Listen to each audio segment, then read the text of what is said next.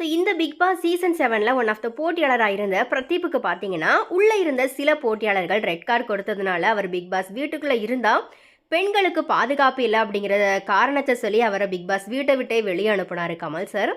ஆனால் big pass நிகழ்ச்சி முடிஞ்சதுக்கு அப்புறமா அவருக்கு ரெட் கார்டு கொடுத்த பல போட்டியாளர்கள் தாங்க உள்ள எடுத்த முடிவு தவறாக போயிடுச்சு அப்படிங்கிற மாதிரியா சொல்லி பிரதீப் கிட்ட மன்னிப்பும் கேட்டுக்கிட்டு இருக்கிறாங்க. ஆனால் பிரதீப்புக்கு அதிரடியாக தீர்ப்பு வழங்கி அவரை வெளியேற்றின கமல் சார் மேலே ரசிகர்கள் கோவத்தில் இருக்கிற நிலையில் அதுக்கு விளக்கம் கொடுத்து தம் மேலே மக்கள் வைக்கிற பழியை கமல் சார் துடைத்து எறிவாரா அப்படிங்கிறது பார்த்தீங்கன்னா இப்போ பல ரசிகர்களினுடைய கேள்வியாக இருக்குது. ஸோ அதை பற்றி தான் டீட்டெயிலாக இதில் நம்ம பார்க்க போகிறோம். ஆக்சுவலாக இந்த சீசனில் பிரதீப் தான் டைட்டில் வினராக வருவார் அப்படிங்கிற மாதிரியா தான் மக்கள் எதிர்பார்த்தாங்க. பட் அன்ஃபார்ச்சுனேட்லி யாருமே எதிர்பார்க்காத வகையில் திடீர்னு பார்த்தீங்கன்னா பிரதீப்புக்கு ரெட் கார்டு கொடுத்து அவரை வந்துட்டு வெளியே அனுப்பிட்டாரு கமல் சார். ஆனால் பிக் பாஸ் ஷோலேருந்து வெளியே வந்த பல போட்டியாளர்கள் பிரதீப்புக்கு தாங்கள் ரெட் கார்டு கொடுத்தது தவறு அப்படிங்கிற மாதிரியா மக்கள் முன்னாடி மன்னிப்பு கேட்டுக்கிட்டு இருக்கிறாங்க. பலர் பார்த்தீங்கன்னா நேரடியாகவே பிரதீப்புக்கே ஃபோன் பண்ணி கூட அவங்க செஞ்சது தப்பு அப்படிங்கிற மாதிரியா மன்னிப்பு கேட்டிருக்கிறாங்க. ஸோ அந்த வகையில் கூல் சுரேஷ் பார்த்தீங்கன்னா கண் கலங்கி வீடியோ வெளியிட்டு பிரதீப் கிட்ட மன்னிப்பு கேட்டிருந்தாரு. அதை தொடர்ந்து பிராவோ தான் பிக் பாஸ் வீட்டுக்குள்ளே இருந்த பெண்கள் சொன்ன வார்த்தையை நம்பி ரெட் கார்டு கொடுத்துட்டேன் அப்படிங்கிற மாதிரியாவும் சொல்லியிருந்தாரு. அதே போல் ஐஷுவுமே வெளியே வந்ததும் பிரதீப் கிட்ட மன்னிப்பு கேட்டு போஸ்ட் போட்டிருந்தாங்க.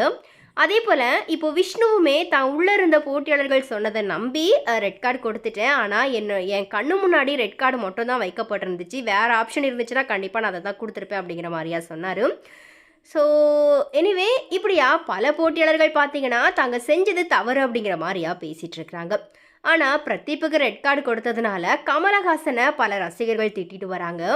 இந்த நிலையில் இது குறித்து கமல்ஹாசன் எதனா அறிக்கை கொடுத்தா நல்லா இருக்கும் அப்படிங்கிற மாதிரியா ரசிகர்கள் பார்த்தீங்கன்னா எதிர்பார்த்துட்டு இருக்கிறாங்க. அண்ட் கமல் சார் நடிக்கிற திரைப்படத்தில் பிரதீப்புக்கு வாய்ப்பு கொடுத்து தான் செஞ்ச தப்பை அவர் திருத்திக்கலாம், அப்படி இல்லைன்னா பிரதீப் திரைப்படத்தில் கமலஹாசன் ஒரு காட்சியில் வந்துட்டு போனாலே அது அவருக்கு பெரிய உதவியாக இருக்கும்.